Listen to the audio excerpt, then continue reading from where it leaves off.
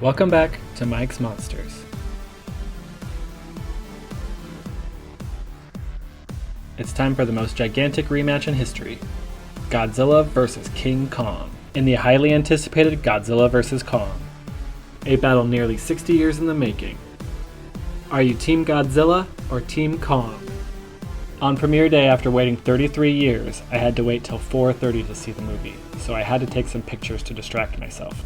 I just need to be patient for a few more hours before I watch it on one of the biggest screens in the world instead of HBO Max. So here I take two tiny mini figures and set up the scene from Hong Kong from the trailer where Godzilla is blasting Kong with his atomic breath and he's catching it with his axe. Even some of the classic looks got portraits done. After that, my frickin' hot girlfriend and I don our team shirts and head down to the Hollywood Walk of Fame. We happen to find the star for the biggest star of all time. My hero, Godzilla.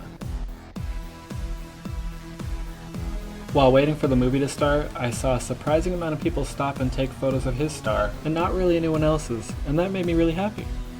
Like I said earlier, we were seeing the movie at one of the largest screens in the world. At the Hollywood Walk of Fame, the Chinese theater has one of the largest IMAX screens in the entire world. For safety measures, they took our temperature, spread us 6 feet apart, and lined us up outside. Now it was time to wait.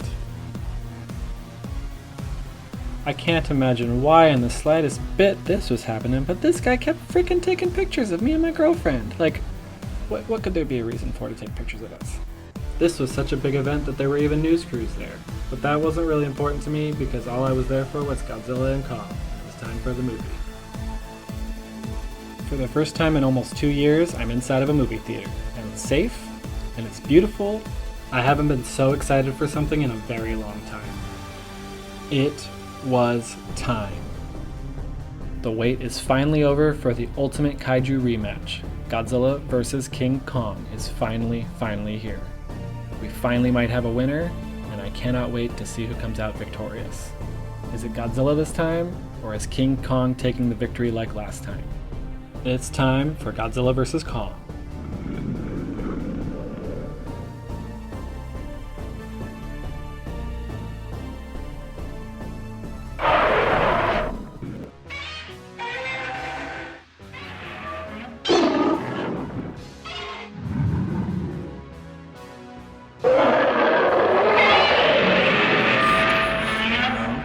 Kiss. What did I think?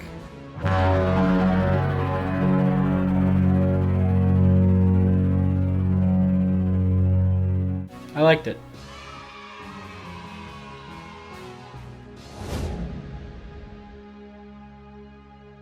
This movie brought me back and made me feel like the biggest kid, and that means it did its job right.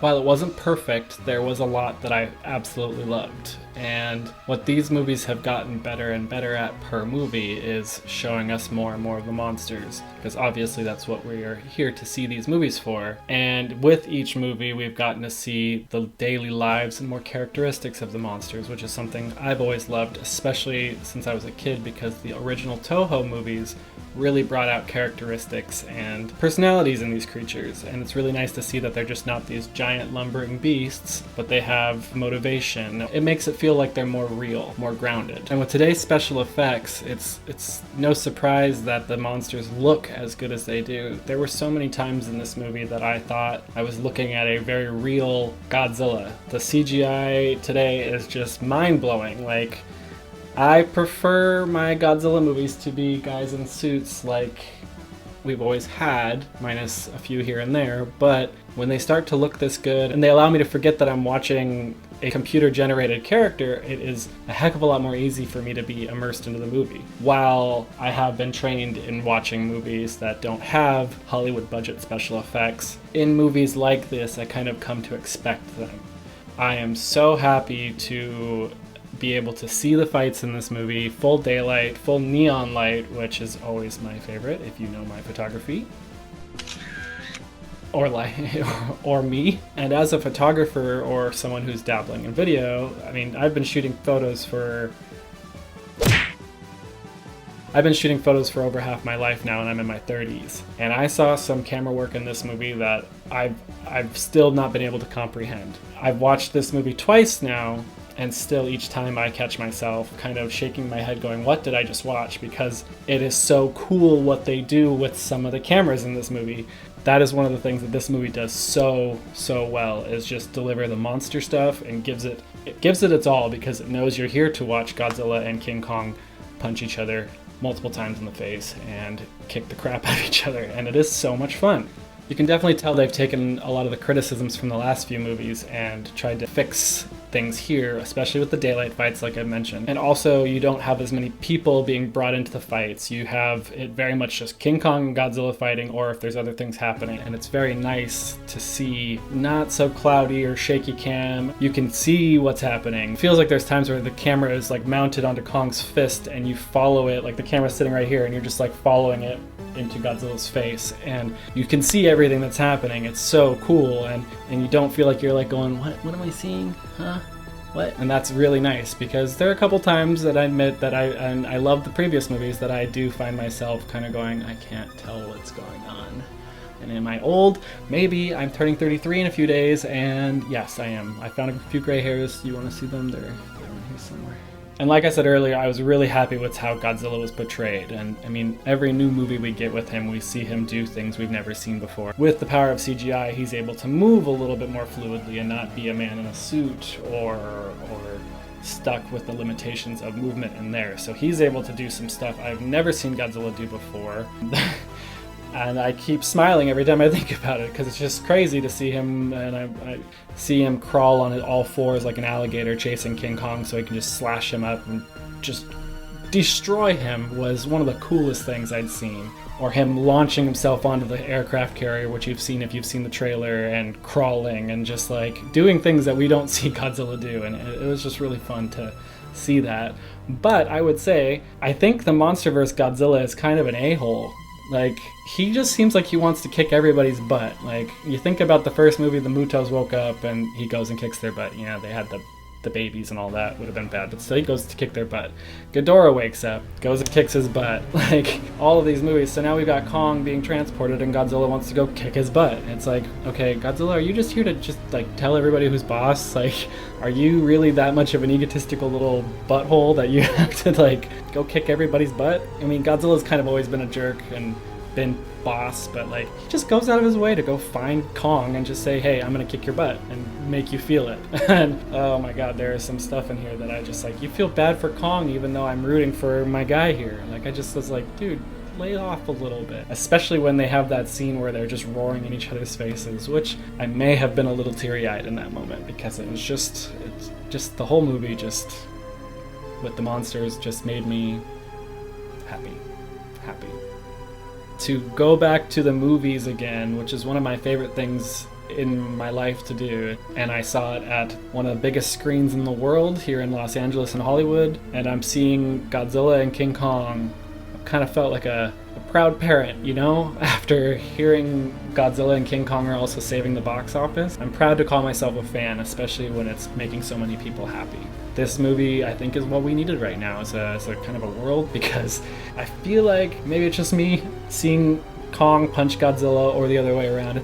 It's pretty cathartic, and it's just a nice release, and that's also why I watch these movies. But I'm sure a lot of people will find a lot of joy just from the sheer craziness that this movie has to deliver.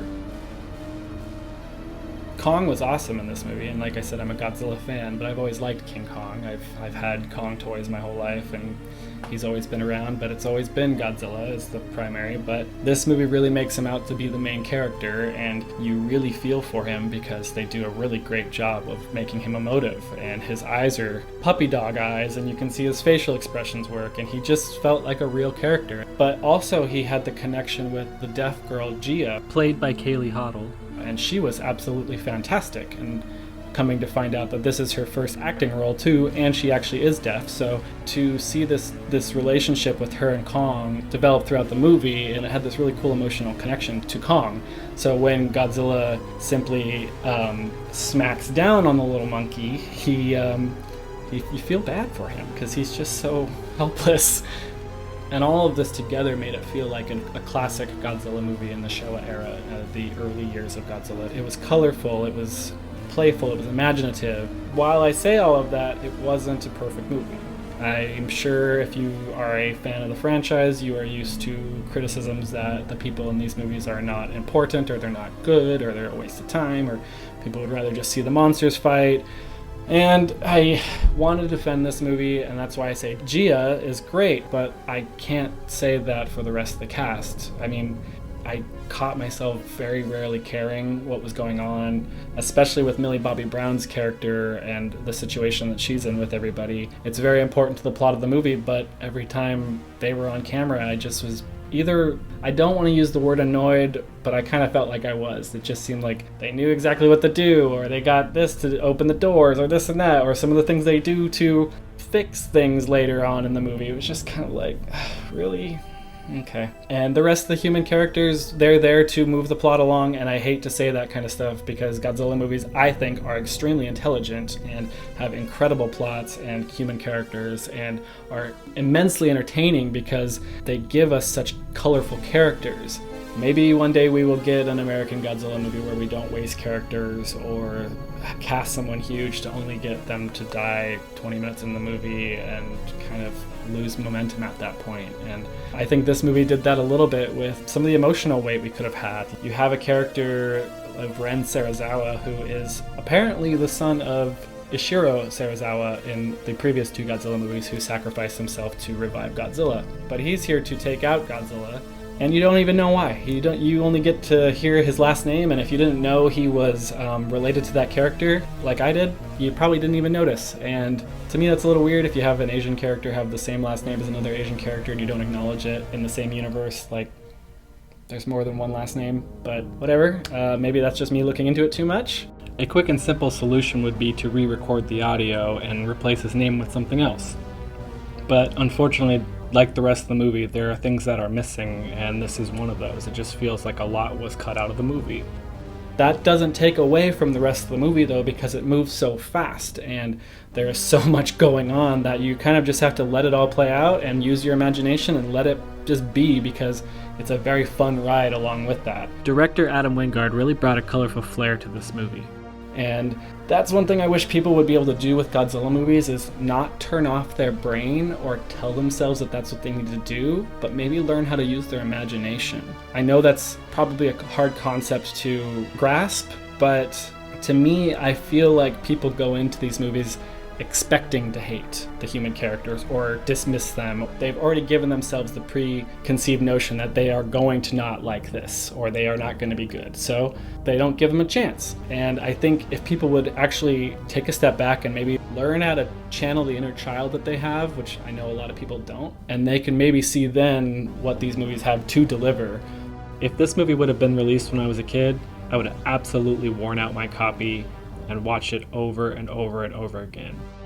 That's not to say that these movies aren't here to show us monsters punching each other, because that's what these movies do best, and we are here for that. It is nice to also have a good story along with it, though. But like I said, I don't dislike this story. It does have some cool things that make Godzilla and Kong come together ultimately in the end, and it was very satisfying because, like I said, I've seen some of the coolest monster stuff I think I've ever seen in my life thanks to this movie. I keep catching myself wanting to go back and watch it over and over again. And thankfully HBO Max has it right now, so I can, which is great.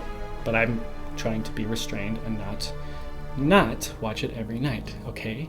Okay? Another thing that didn't really jump out to me was the score. One of the things that King of the Monsters did so well was Bear McCreary's score that implemented a lot of the classic Godzilla themes, and it weaved in perfectly with the rest of the movie. Junkie XL does a decent job here, but to me I caught myself not even noticing the music because it just didn't do anything for me, and when I can't even catch myself hearing it, it means to me that I'm not interested, and that's a bummer to me because I'm every day at least listening to some Godzilla tracks here or there from King of the Monsters or any of Ifukubei's classic tracks because I'm a nerd and I have Godzilla playlists. Also, geez guys, you know I'm a nerd, look at me, come on. I would have loved to hear Godzilla's classic theme in here, or even Kong's, just maybe once. I mentioned earlier that my birthday's coming up soon, and in the hype of GVK, I couldn't resist getting myself a little present. With the right tools, I cracked this box open. Denied. Grab a beer to celebrate. And we have the Playmates Godzilla and Kong Hong Kong battle set. Pretty colors, I couldn't help it.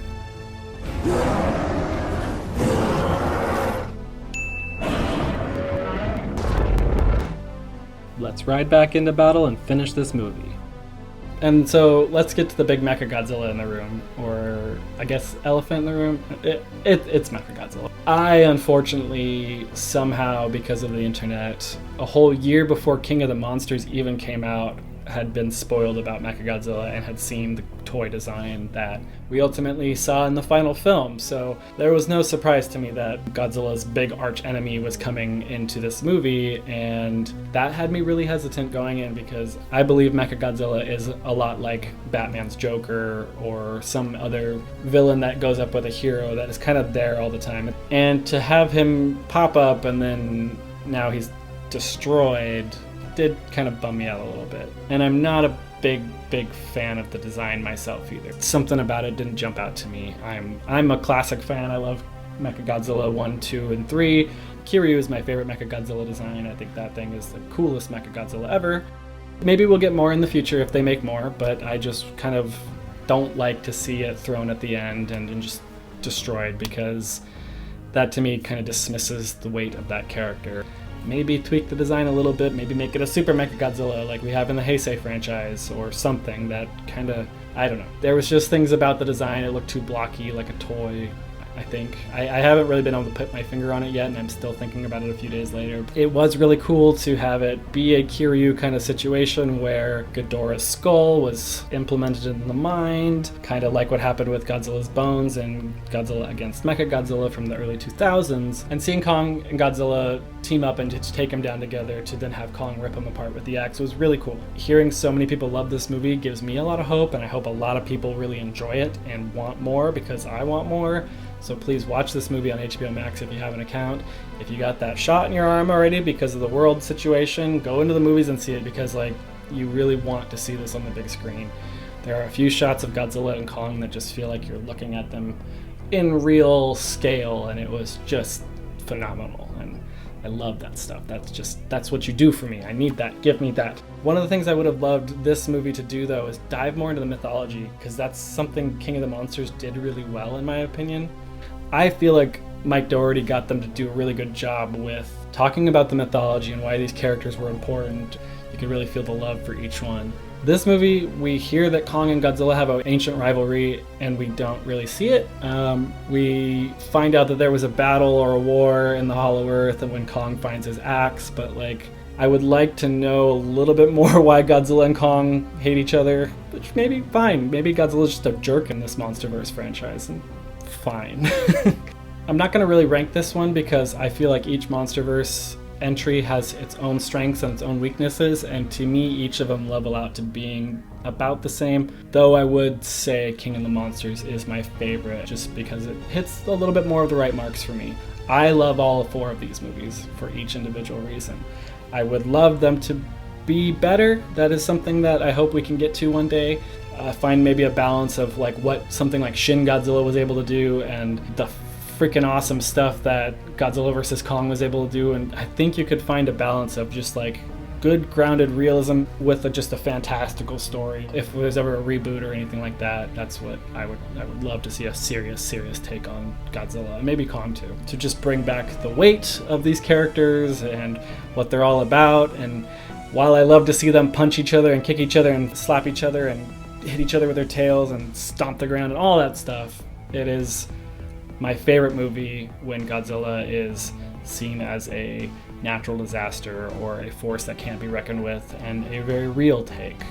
But I like all Godzilla movies, so this one can go into the compartment of I can watch this for the monster fights.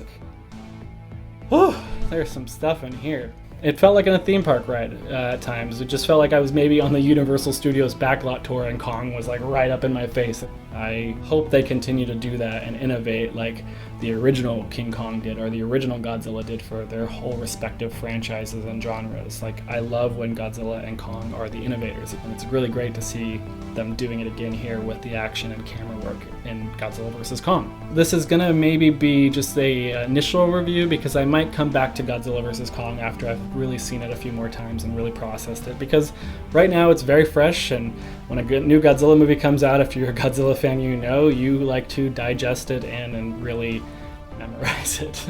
Any day I get a new Godzilla movie is a very good day, and he's the best. So thank you for watching this. I've been really enjoying making my Godzilla videos here. Please like and subscribe and share if you enjoyed this. Let me know in the comments below if you liked this movie and if you want the Monsterverse to continue. Where would you like to see this franchise go? Thanks again for watching, and take care.